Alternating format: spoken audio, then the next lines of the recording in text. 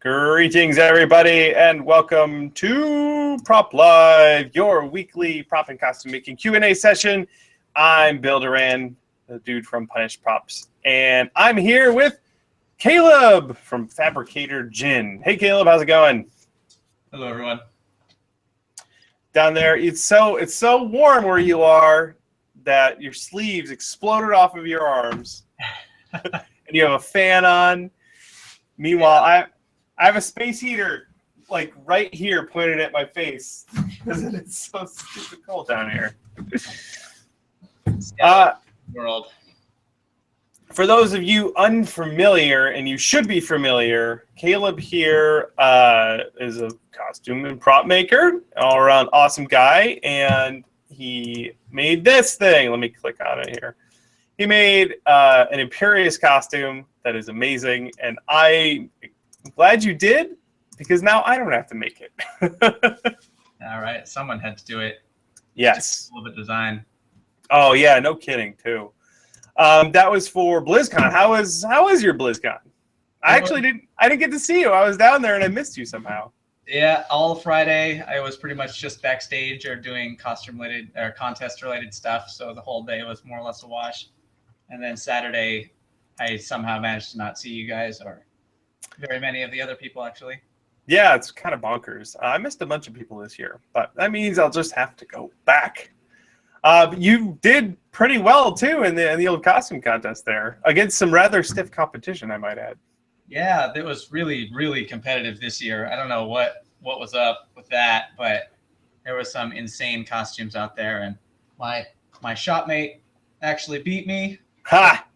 I'm not too bitter about that. I'm not bitter about it at all. She deserved it. Yeah, you shouldn't be. That was an absolutely amazing costume. Yeah, it's still back there. I can go look at it. That's cool. I was excited because I dressed up in a Crusader costume. That was a Crusader costume, a much more elaborate one too, and I really liked the red. That was cool.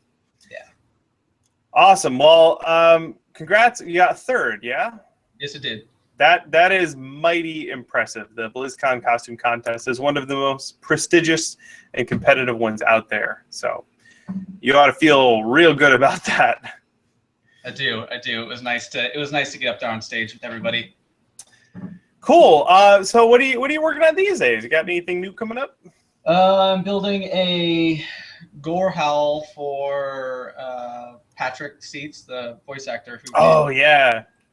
And see, you're the king of picking projects off of my bucket list to do, because I wanted to build gore howl for a really long time.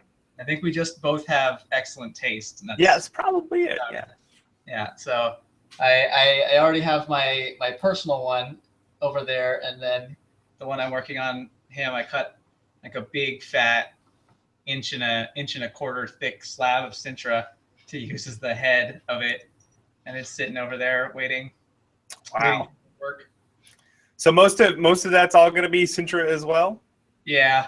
I like to build the blades solid because they feel like really, really awesome and heavy.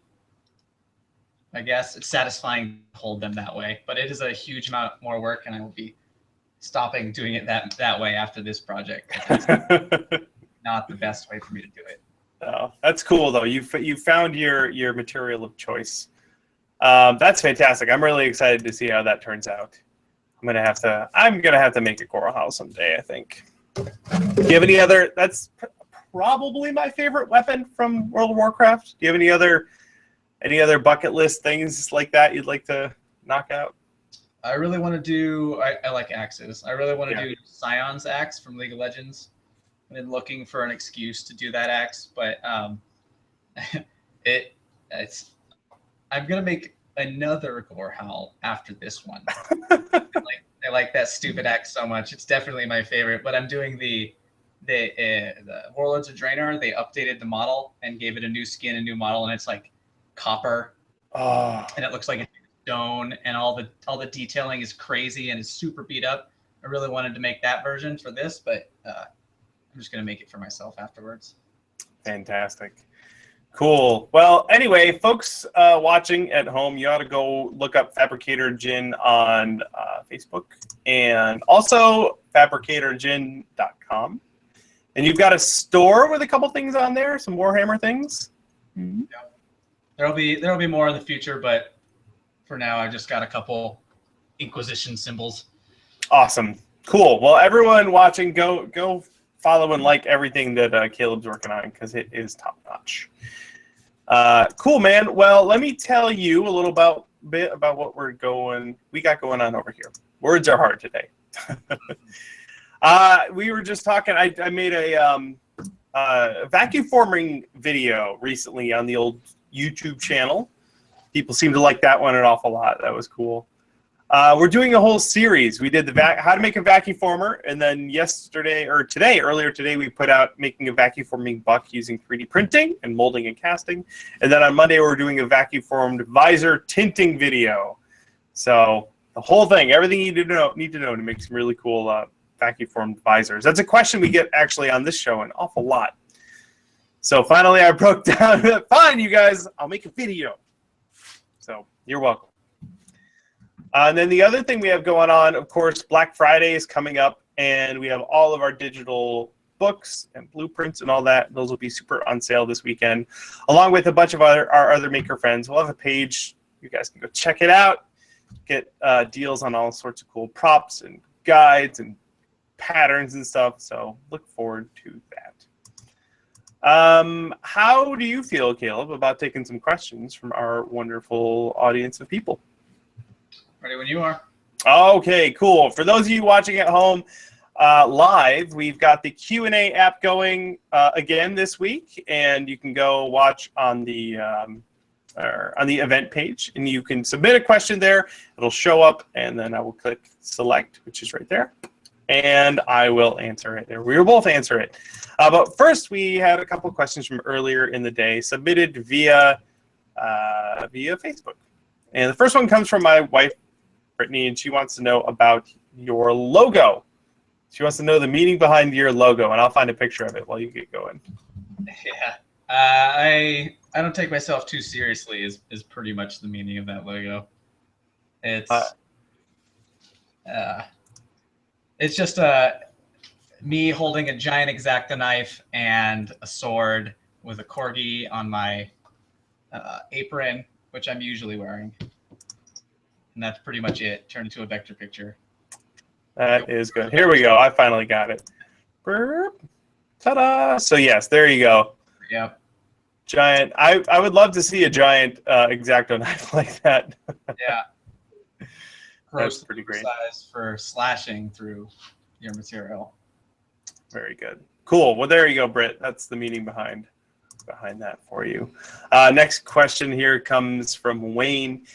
What do you guys use most for strapping, especially your Sintra? What did you do to strap all of your what's his name? Imperius.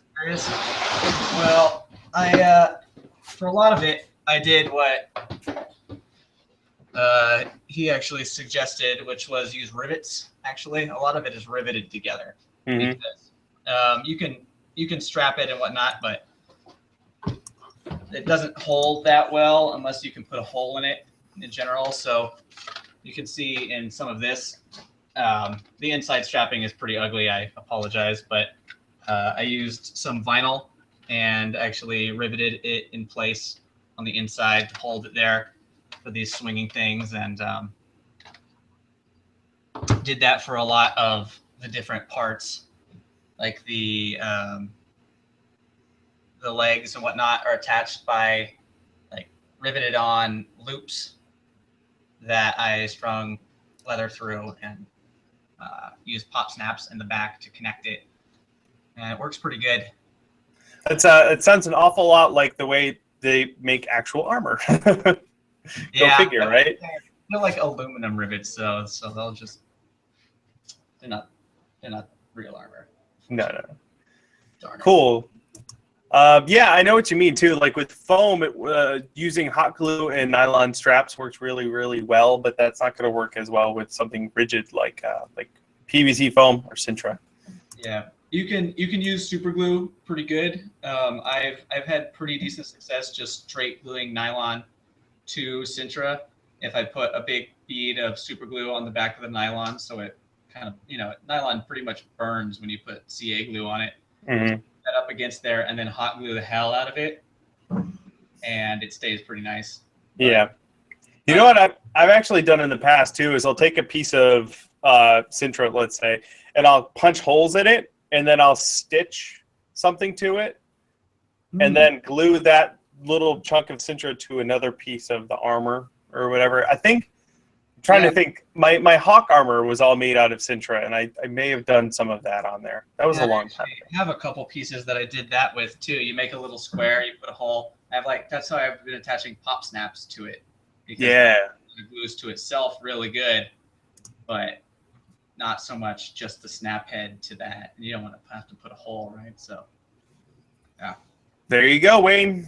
Thank you for your question. This next one comes in from Chris. He saw the vacuum forming video, and he got to thinking the resulting form could be used in mold making as long as there wasn't any undercuts. He's wondering what the pros and cons of that would be. Someone, I think this may have been the same person, but someone was asking me about this on Twitter. I've never thought of using vacuum forming as a way to make a mold, partially because the vacuum form piece is usually kind of rigid, and the pieces I cast are also rigid, and you kind of want them to be opposite. But you might be able to like cast like rubber pieces in there. I got one on that, Bill. All right. You don't know, I actually did that for a lot. I do that all the time, actually. Oh yeah. Constantly. I did it for these little guys, the shoulder pieces here. And like this is, Jesus, you can't really see, but this is the vac pull. This is the resin cast from the back pull. Oh. They're pretty much the same. The inside of it pulls pretty good detail when you do a pull. So if it's something that's flat like this, has a flat bottom, they'll come out pretty easy. Do you put any release in there though, like powder? I do put a little bit of mold release in there, but I mean, if I destroy the plastic, who cares? It costs like $1. It's not like a silicone mold. So for one-offs and stuff, like I did that. Actually, this is the most complicated shape that's molded out of a vac pull. Oh wow! Imperious. And so you can still get pretty good detail on there, and I liked how it actually washed out some of the it was a sharp edges, and they're a little bit more curved after the vac pull, so it looks like a more finished piece. So you can get some pretty cool effects with it, and it works really well for simple shapes and stuff that doesn't have undercuts. When it does have undercuts, it'll still work. But you got to watch out because the vac pull will try and crush your prop. Oh, that's true. Yeah. That's cool. Yeah, I never really thought to try that, but that's really good to know. Yeah, works pretty great. I call it ghetto molds. Yeah, totally. I mean, you could even if you destroy the vacuum form piece every time you make a casting, like you said, it's still pretty cheap for the plastic. Yep. So you could 1 or 2 things. It's not worth the silicone. So there you go. Cool. Well, thank you, Chris. That is a really great idea. All right. Jasper wants to know why Sintra over materials like Worbla or foam? I like Sintra because it starts off smooth. Is the main reason, and it's more rigid. It comes in various thicknesses, so I don't have to double cut everything. Like I don't need a craft foam backing. I don't need to coat it with plasti dip. I don't need to seal it at all. I don't have to worry about paint reacting. All types of paint work. It's just everything is a little bit easier, except actually working with it. Yeah, except the actual cutting and shaping of it. Actual working with it part, all of the other steps are significantly easier, and you get a smoother product when you're done because you get tired of sanding Worbla eventually. Mm-hmm. Yeah, that's a huge, for me, and I've worked with Worbla in the past, a huge downfall for that for me is dealing with the texture because I'm picky about the texture, and for something like your Imperious costume, you want it to look like it was smooth metal. You'd have to do a ton of finishing work to get Warbler or even foam to look that smooth. So starting off with something that's rigid and not easily sandable, but you can't sand foam the way you sand your Sintra. Yeah, and even mine's not, you know, as flat as it could be, but it's like up to 600 grit. It's really smooth stuff. You know, it's still got some flex and whatnot. This is one of the ab pieces, and so it's pretty deep. I just like working with it. So. Oh yeah. I think not a lot of people, since I'm Mr. Foam, not a lot of people realize that when I got started making costumes, that's mostly what I used was the foamed PVC. Yep. That was all of my Hawk armor. Of course, if I was going to rebuild my Hawk armor, I'd probably make it all out of foam. I'm a changed man. All right. I haven't gone down that dark path yet, but I will one day. I see a corgi in the background. Yeah, it's my other shop buddy. What's your shop buddy's name? This is Waffles. Waffles. Hello, everybody. Yes. Oh, I've heard about Waffles. Junkers doesn't like him. I heard they don't get along. Waffles are not friends. Such a bummer. Oh, man, we're still sad about it. Can't have dog dates. They try and kill each other. Alrighty, let's grab another question here. This one is from Fearless Facade, who also watched the vacuum forming video, and now he's hankering to build one. He says, what kind of detail does the plastic pick up from the master? Does it depend on the type and thickness of the plastic, for example? Are the copies nice and sturdy? Just thinking about what would be a good way to replicate my masks. Yeah, we were talking earlier about our buddy Steve, who does lots of masks, and those are all slush cast out of a resin mold or out of a silicone mold. But you could totally make vacuum form copies of masks very quickly. You could even resin cast copies out of the vac form. That's right. You totally could. In fact, most of the time, if you go to a Halloween store and just buy a pre-made mask, those are probably all going to be vacuum formed out of really thin plastic. But you're right, Fearless Facade. The thickness and type of plastic that you use makes a huge difference. I was just playing around with, I have,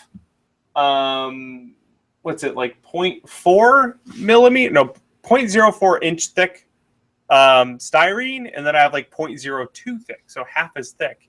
That thinner stuff picks up way more detail, just because it can fit into all the nooks and crannies in your vacuum forming buck. The good news is, like, for a buck this size, or a vacuum form table this size, and 0.02 inch styrene, like each pull is like, I don't know, 20 cents worth of plastic. So you could buy a giant roll and do a bunch of tests, or buy a couple of rolls in different thicknesses and do a bunch of tests, and it's really not that expensive. Oh yeah, you can use.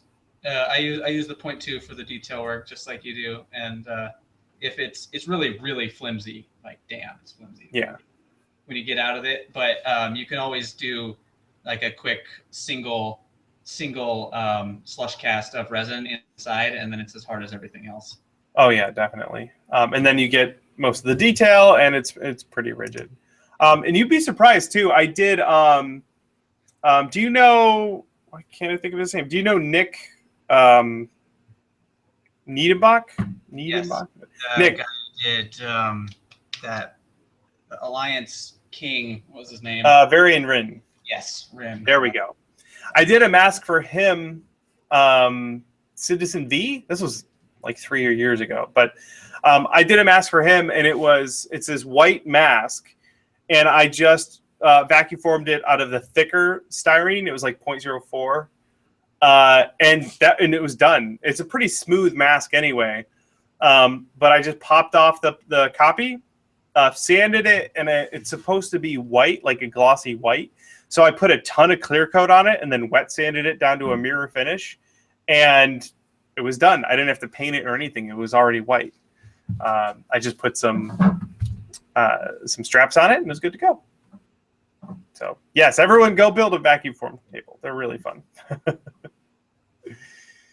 Alrighty, another question here. This one comes from Neil. if you wanted to make a Skyrim-style fur armor and also wear it in public because it's really cold out there, what materials would you recommend and how would you make it? I have fur on my Skyrim costume. I wouldn't wear it in public. It's kind of undead looking. Do you do a lot of sewing at all, Caleb? I don't do any sewing. Yeah, that's a black magic to me. I am right there with you. So Neil, you might go and either learn how to sew or hire someone to do a custom fur costume coat thing for you. As far as materials, I've only worked with faux fur. My why can't I think today? Guy with horns on his head from Destiny. Shax. There we go. My Shax costume had fur on it. It's all faux fur. I will tell you, when you start cutting that stuff, it starts falling apart. Like the edges, pieces kind of fall apart a bit. So I hot glued the crap out of that thing to get it to stay together. So functionally, as a garment, it really doesn't hold up. So you're going to want to either hire someone or really start doing some research into garment making. You might be able to like get a coat you like and modify the hell out of it. Put the fur on that, build that as a base, so you have something that you can slip. Yeah, that's that you're right. That is a really good idea. Then you have something that you know isn't going to fall apart when you're on the subway. And you surprisingly stylish looking nerd apparel that's coming out. So.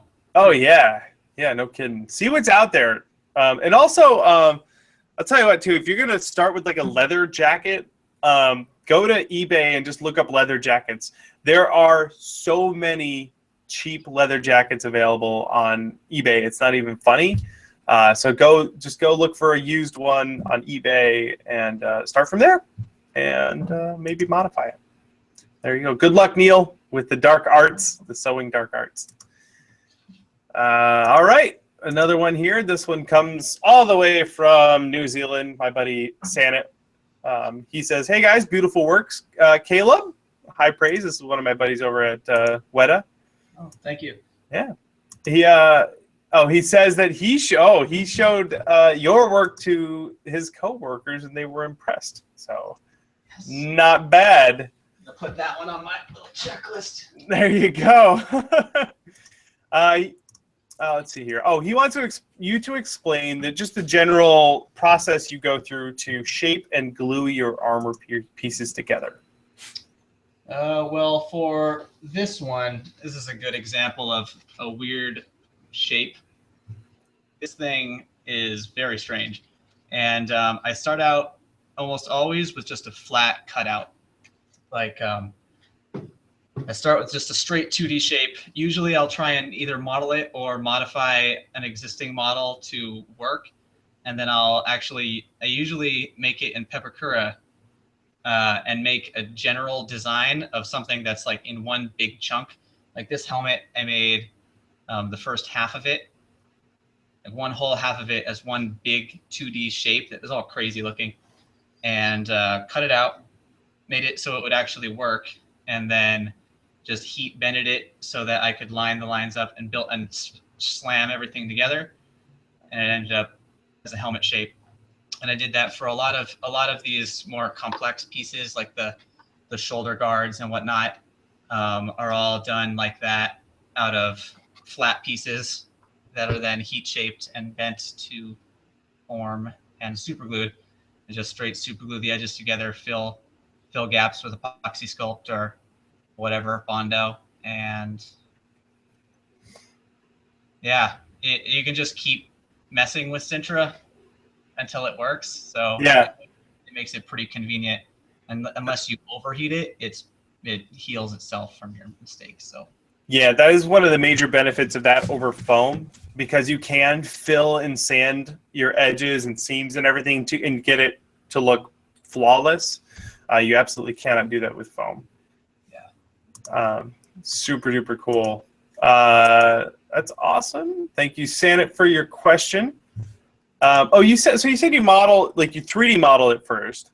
What do you have a preference on 3D modeling software? I said I've only made a couple of very basic models. Most of my stuff is modified off of existing things. So I go to extensive lengths to rip game files if I can, because I haven't learned how to use modeling software properly yet.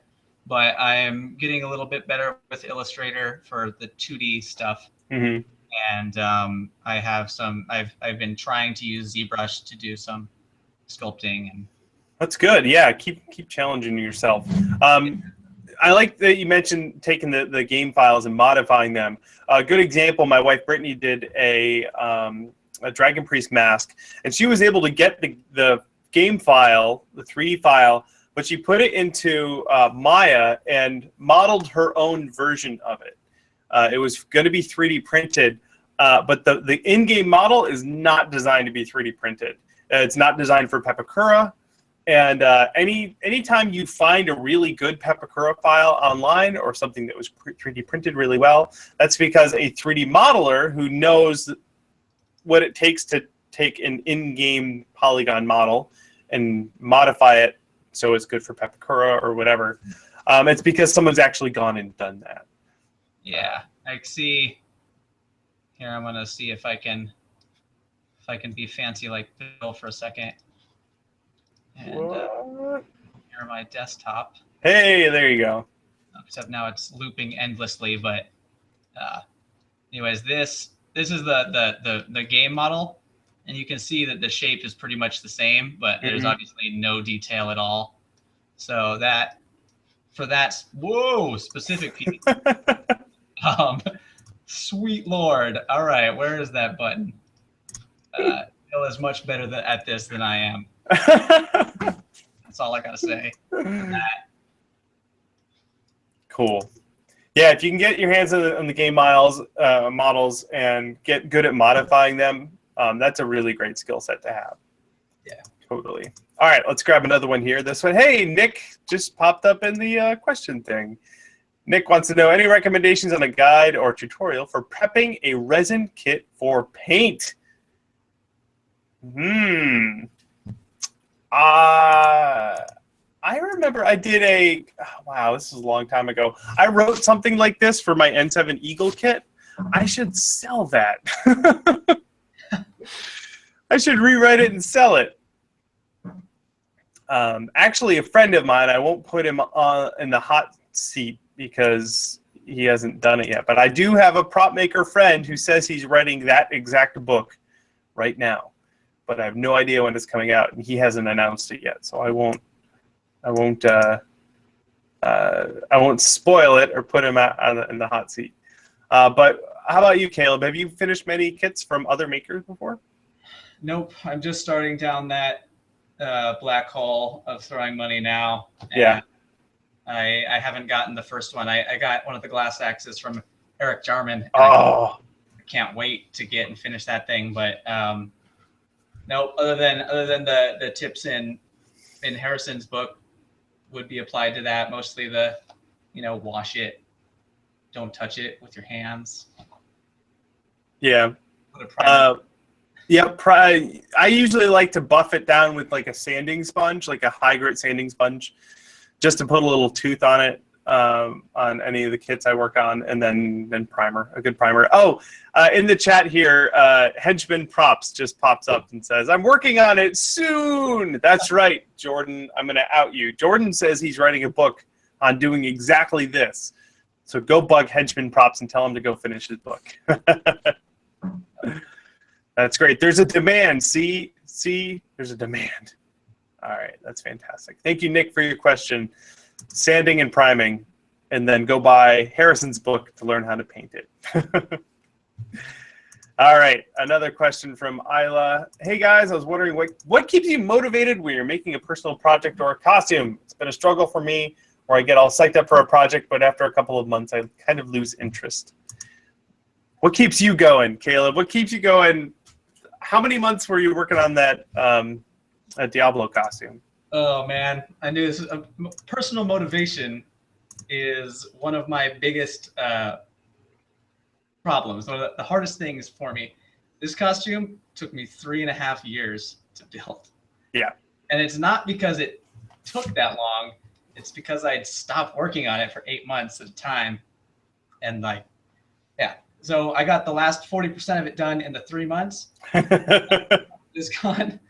And I would say the primary things that helped me get motivated with it were signing myself up for a contest without it being finished, telling everyone that I was going to do it for real this time,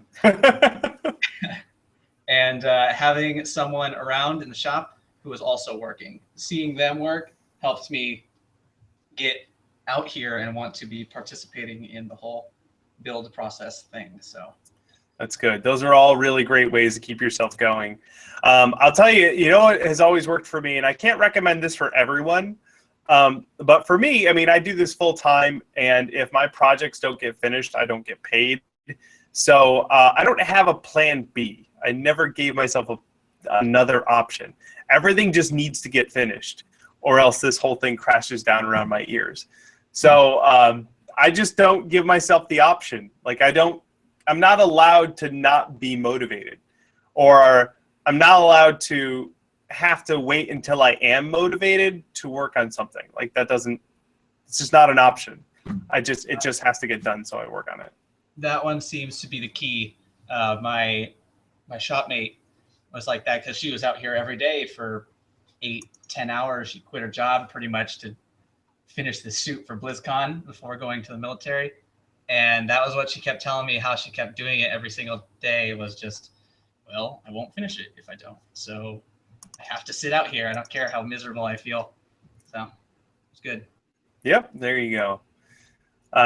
Cool. Good luck, Isla, keeping yourself motivated. Just don't give yourself any options. All right, we have another question from Squibby. And Squibby wants to know, I was looking to make some armor from Dark Souls, and I wanted to use more rigid materials like Sintra. What is the best or preferred thickness to use that allows it to be easily workable and still sturdy? Sounds like a good one for Caleb. Yeah. For Dark Souls armor, it's usually pretty thin looking stuff. So I'd stick with 2 millimeter for the main chunks, and then you could probably use the 1 millimeter thick for detail work on a lot of it. The 2 millimeter it's about, it's a little over twice as thick as Warbler. It's about the same thickness as craft foam, but maybe 5 times as dense. Right. And so you can bend it by hand. I got this is a long, stupid piece of 2 millimeter, but I mean it's pretty easy to work with, and you can cold bend it too, so it stays. It's not that hard to work with for anything but complex curves. Once you start trying to make like a dome shape or some sort of sphere, life gets really a lot harder with Sintra. But if you're just trying to do curved plates or like wavy stuff, it's very easy to work with. That's good to know. Tell you, when I just got started in it, and I'll tell you what I did too. This was in 2009. I wanted to make Jim Raynor armor, the big space armor, and I went and bought like 3 4x8 sheets of 1/8-inch thick Sintra. Okay. I dropped like $200 on these giant sheets of plastic. And I got to my house, and the 1/8-inch stuff is drastically thicker than that 2 millimeter stuff. And I heated, cut out pieces, I heated it, I bent it, I threw it all away, and I said, I'm going to make Jim Raider's civilian outfit. Yeah, that's what I ended up doing. That is all circles. So yeah, it would be miserable to do out of PVC. Yep. So, but anyway, I had all of this 1/8-inch thick plastic, the Sintra. So everything I made for the next 2 years was that thick. I'm like, I have to use it. I paid for all of this. So I've never really used the thinner sheets of Sintra. I ought to get my hands on some. Yeah, you should at least buy the 1 mil because it's the best little detail stuff. Or I've worked with today. It's real thin and real quick to go down, real easy to cut. So. I think Cool. it's just a guide to put Epoxy Sculpt on. So. Yeah, fantastic. Thank you, Squibby, for your question. This next one comes from Lee. Lee says, how much of a transition in terms of technique and tools would it be to go from EVA floor mats to Sintra? I like how I'm Mr. Foam and you're Mr. Sintra. I like how this... Apparently. I'd say that they're very similar. They're both foams. Technically, yes. Technically foams. So if almost all of the techniques translate over to Sintra, it's just that much harder to work with. But I think you'll find it's really not that bad. Outside of actually EVA foam is pretty toxic when you heat it up too. So yeah, if you burn it, yeah, same thing with Sintra. Anything with PVC in it, do not burn. Do not put it in your toaster oven to vacuum form. It's bad news. Stands for chloride. Yes. I would say the biggest just difference is that for me, foam, I'm really fast with foam because you can cut it with a knife just really, really fast. But you can't put in the same level of finishing work as you can with Sintra. Mm-hmm. But you're right. A lot of the tools are the same. Like I have, for foam, my bandsaw is one of my favorite things ever. And that would be perfect for cutting out pieces of Sintra, for sure. I used the bandsaw today on Sintra because, this is a little bit too thick of Sintra to cut by hand. But it goes through the bandsaw pretty good. Yes. In fact, that foam cutting blade, but if you were trying to cut that chunk on a scroll saw, you would have a bad time. It would melt the Sintra and get caught in the blade, which really sucks. Yeah, anything that goes up and down, you need it to pull the material out because it heats up and it just welds itself back together as it goes. Yeah. And just as strong when you're finished cutting. It's the worst. Yeah. So, Lee, very similar techniques, very similar tools. It just really depends where you put in the work. With Sintra, a lot of work finishing it in the end, but you can get a much higher shine, higher finish on it. The foam, you can cut it out really, really fast, but you have to rely on a lot of other techniques to get the finish that you want. Sealing it with different materials, painting it, planning it. Mostly for me, it's planning it so I don't have seams and areas where you're going to see them because you can't finish them quite the same way. Yeah, it's good. It's both materials are very good. Yes, totally. All right, thank you, Lee, for your question. Oh, hold on, you had another one. He said, specific to Imperius, did you consider making the wings and the halo? And what prevented you from making them into the final costume? That motivation thing. Yeah. Also, actually, my cop-out, the actual answer is that I didn't have time because I wasn't motivated to do it. But it would have made me too big to actually compete in the contest. So I could not do it for BlizzCon. That's a really good point. Outsize the side requirements, but I am actually working on it now. That's cool. I'm not doing the fire parts, but he's got these big, beautiful bladed golden mounts that come out of his back that the fire wings come out of. And I'm building those, and then we'll have the halo coming, like mounted. I'm going to have those hold the halo up. And hopefully that will not look retarded. Awesome. Fingers crossed. Yeah. I'm actually glad too, when just having the armor, if anyone saw that and was like, I'm disappointed you didn't do the wings. Like, are you kidding me? The armor's fantastic. Yeah. Since I had been wanting to do that costume for such a long time, my wife and I talked a lot about how we might do the wings. And we had a lot of crazy ideas, but in the end, it was like, if you just show up in a giant set of amazing gold armor, everyone's going to know who you are, and everyone's going to be impressed by it.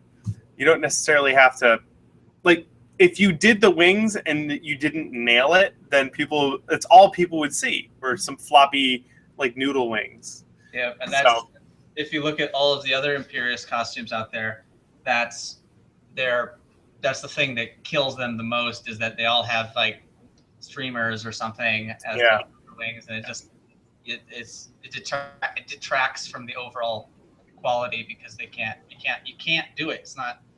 Yeah, it's fire wings, you guys. Fire wings, like, okay, it could fire gas and light it on fire and get arrested, but which might be worth it. But all right, cool.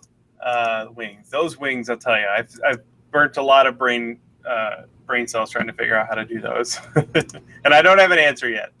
Photoshop. That is the way to do it. All right, another question from a different Lee, wanting to know about casting. When using foam inserts in a cast to take up space or lighten a casting, do you treat the foam with anything first? I did this recently. I got air bubbles from the foam. Yeah, that's something I do sometimes. What'll happen is the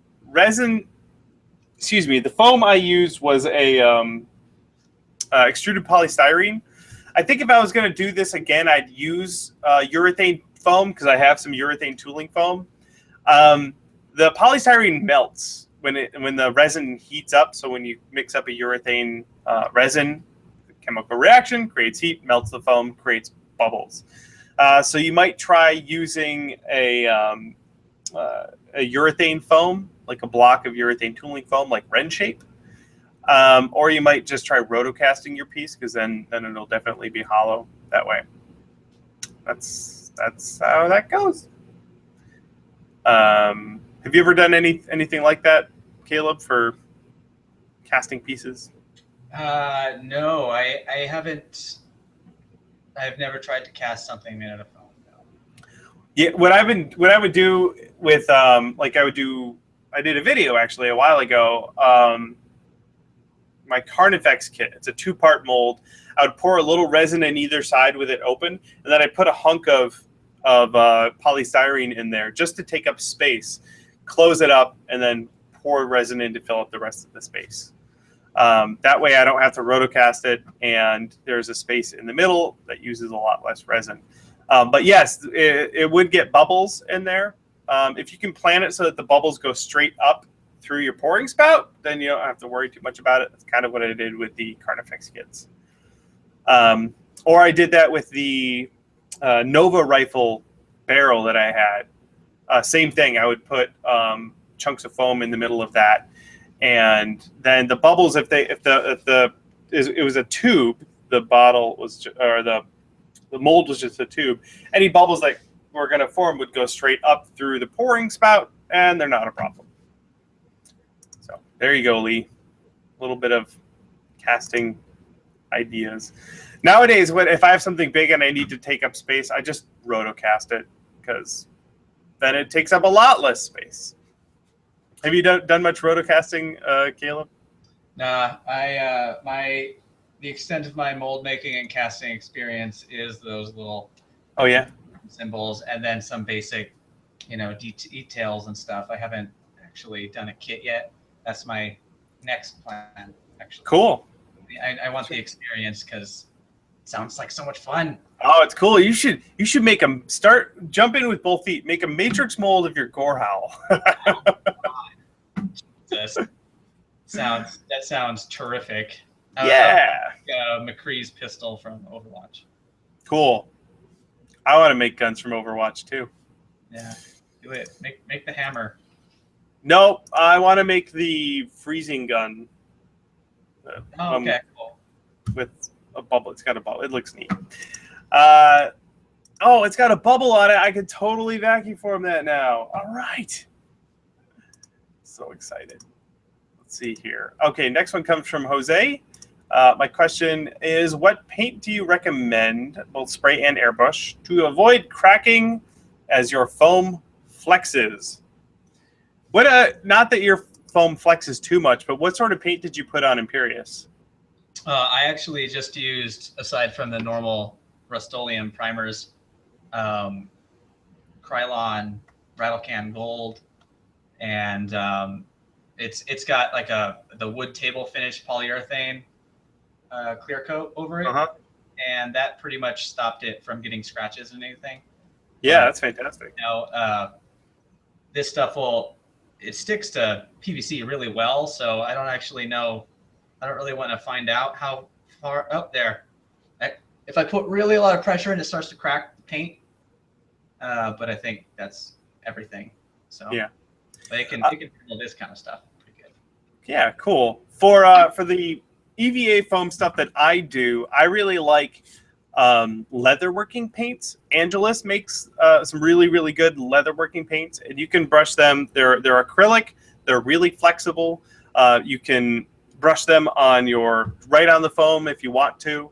My buddy, old shopmate, Will, who's now down in your neck of the woods, he did a bunch of armor where he just finished the foam and then painted it with those leather working paints, and it looked great, and it was super, super flexible.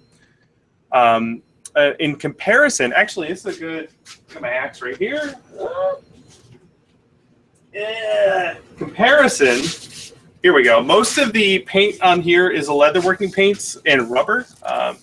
But the silver I didn't have any of the, I ran out, I think, of the silver. So I put Tamiya silver on the edge here, and it cracks a little bit. It doesn't want to bend as much.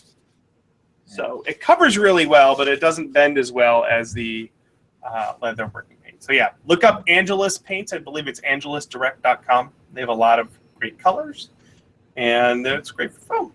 Yeah, if it's a small piece, you could also use Rub and Buff, which is another leather working product, pretty much. So, I have a container over there for like weathering and finishing stuff, and I keep my Rub and Buff there. And whenever I need something that covers really well, a little bit of silver Rub and Buff, that silver leaf, I love it. Yep, it's great. Great stuff. I messed up really bad. I should have watched this episode, hear you say that before I finished Imperious, but I did the skirt, right? The skirt is the only foam part on there because it flexes all crazy. All the detail on that is craft foam, and I painted it with normal Krylon spray paint, and it just cracks to hell and back, and it doesn't fall off or anything, so you don't really see it, but it's covered in little fissures all along it. Oh yeah. Well, get yourself some of those Angelus paints. They are fantastic. Yeah. Cool. That question came from Jose. Oh, he also wants to know, what advice do you have for anyone who wants to participate in a panel at a convention? You ever done any convention panels? Not any that were anything but spur of the moment, kind of. Haven't done any planned ones, no. Well, cool. I will field this one. A lot of times, panels will have, or conventions will have panel submissions. So you go to the website and you submit a panel to them. If you're going to do that, be prepared to. You have to tell them what your panel is going to be all about, and it has to be like, you don't want them to have any questions. You want them to be able to read a very short paragraph that sells what your panel is to them. You want to tell them who else will be on the panel. It doesn't hurt to have people on the panel who have a large reach in the community. So get some friends involved. Be prepared to flex your credibility. You got to be like, hey, I'm someone who's credible in this field.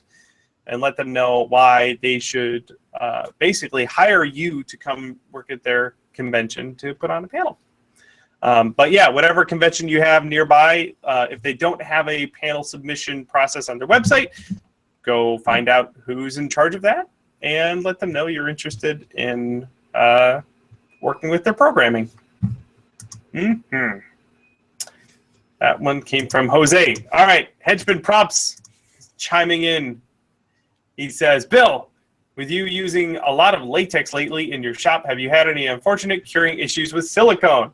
Stayed away from using latex in the past because I know they don't like each other. It is a fact. That's why you don't use latex rubber gloves. We have the nitrile, whatever they're called. Rubber gloves. You don't use latex rubber gloves when you're working with silicone. It'll cause curing inhibition, which is nothing but sadness.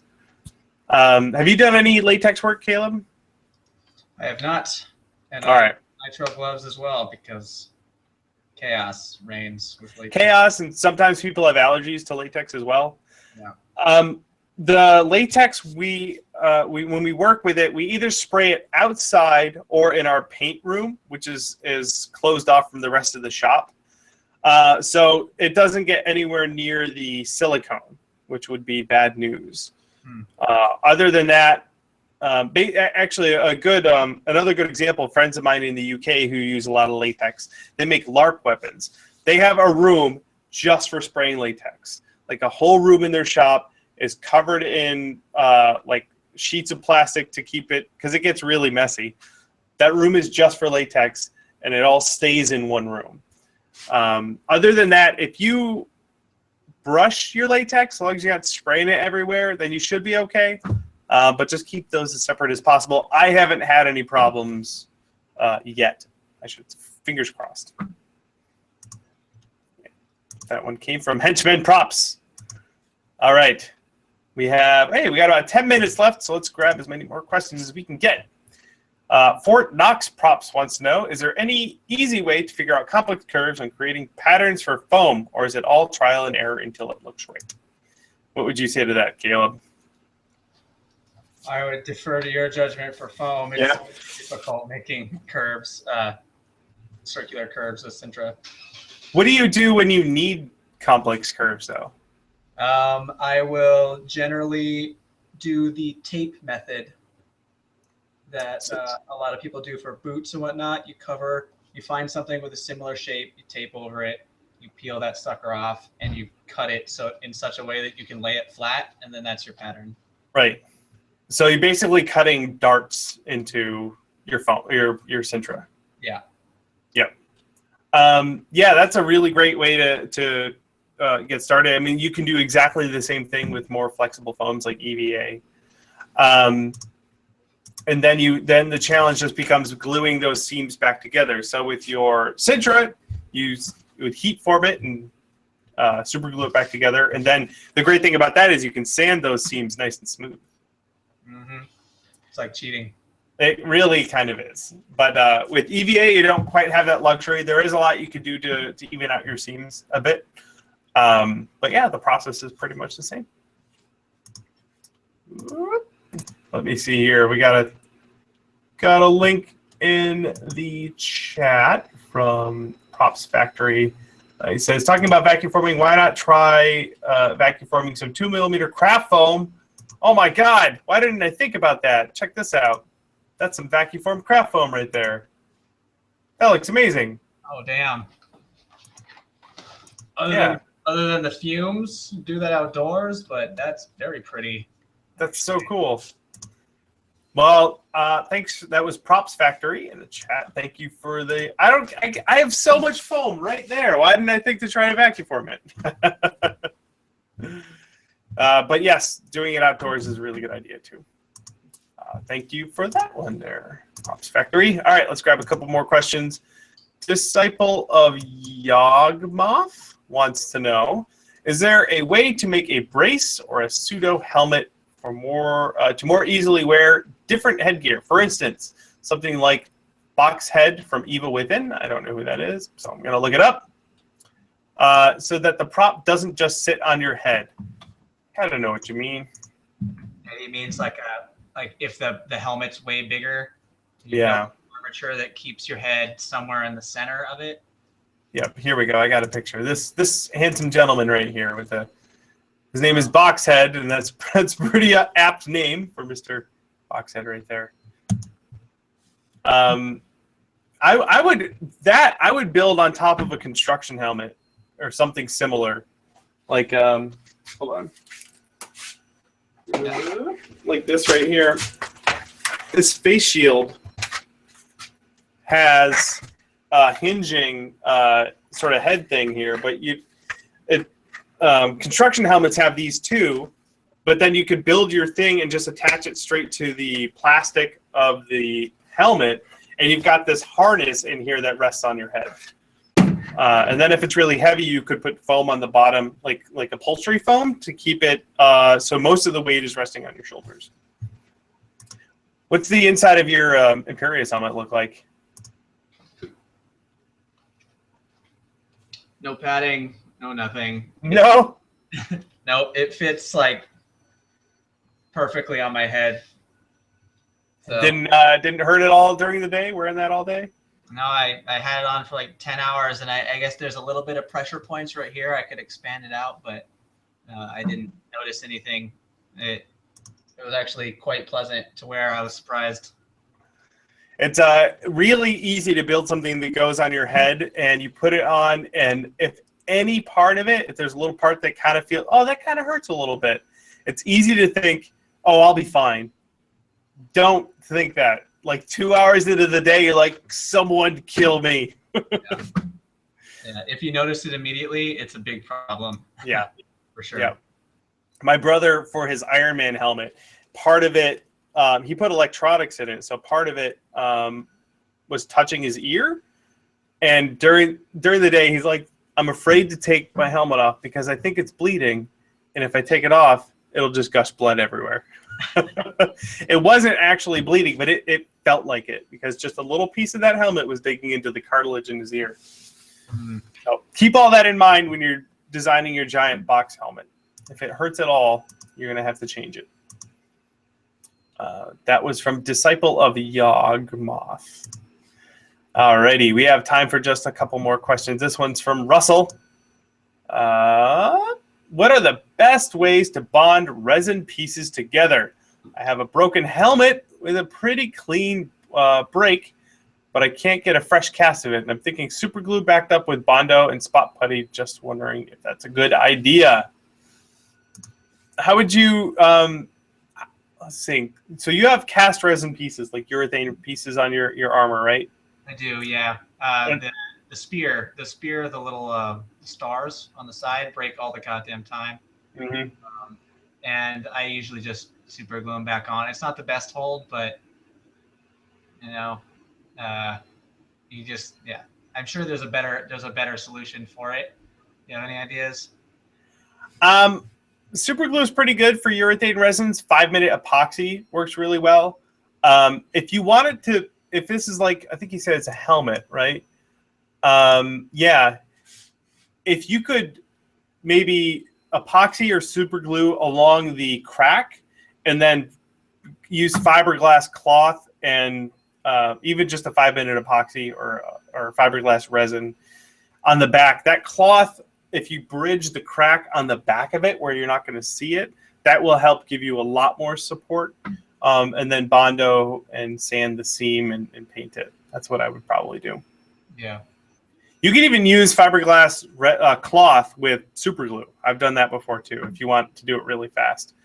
But if it's something you want to keep around for a while, then you can wait 5 minutes or 2 hours for a good epoxy or fiberglass resin. Yeah, I think the hardest part of fixing those is re-sanding it. Because usually when it breaks, it's finished. So yeah, definitely. You basically have to just repaint the whole thing. So good luck and have fun, Russell. All right. Let's grab one more from Eric. He says, where can I safely spray paint now that it's cold out? Is there a way to safely vent the fumes out of the basement? I have a room in my basement that's got plastic off, and there's a window with a fan. And when I spray painted there, I wear a respirator, I spray paint, and then I get out of there. I don't hang out in there. It's not the best solution, but it works pretty well. What do you do for painting in your shop there, Caleb? That's what that fan back there is for. Yeah. Yeah, it's cold. I have a fan right here as well, but it's just constantly venting air out. And I actually paint outside. There's a little patio out there, and I have a little really ghetto boxed off area spray booth on a plastic folding table, and I just paint on that. Yeah. Painting in the cold usually isn't ideal, but you might even be able to spray paint it outside and then bring it back in where it's warm. That way you're not spraying the accelerant indoors. It's still going to be kind of stinky, but if you can isolate wherever that piece is going to be away from the rest of where you live, that's the best option. Yeah, I also use a space heater if it's a curing issue due to the cold. Yeah. And you can get a really cheap, like $10 thermometer, like a digital thermometer that has an outdoor and indoor setting, and it'll tell you humidity. And Oh. I found that just that humidity number on there was like, it's a little cold this morning. What? Oh, it's like 21%. I can probably clear anyway. And that is very helpful, because it's the humidity sometimes more than the cold that. Yeah, totally. Cool. So good luck, Eric. Maybe the other thing too, you can work with like acrylics and like a small spray booth. They make pre-made spray booths. As long as you're not doing really giant things, you could work in a small indoor spray booth. But anything like with a rattle can with an accelerant, I would recommend taking it outdoors or setting up an isolated room just for spraying. Mm-hmm. There you go. Thank you, Eric. And thank you, everyone else, for bringing your awesome questions this week to Prop Live. You guys are fantastic. I see you down there in the chat, chatting away like crazy people. Thank you, Caleb, for coming and hanging out with us this week. Of course. Thanks for having me. You got big plans for, you gonna eat a lot of turkey tomorrow? Oh yeah, I'm gonna get very fat tomorrow. Oh, me too. I got a turkey brining in the fridge right now. Pretty excited. I got 8 pounds of sweet potatoes that I'm going to turn into mashed sweet potatoes. Oh, it sounds pretty fantastic. Yeah. I'm a stuffing. That's my weakness. I really like the stuffing. Yeah. We got a couple boxes of that too. Wonderful. All for waffles. Oh yes. All for waffles. All right. Well, thank you again for hanging out with us this week, everybody. We will be back next week. I'm going to be traveling, I think. So we probably won't have a show next week. But if we are, I'll let you know. Anyway, thanks for hanging out, and we'll see you again on the next episode of Prop Live. Bye. Bye, waffles. Bye. He's like.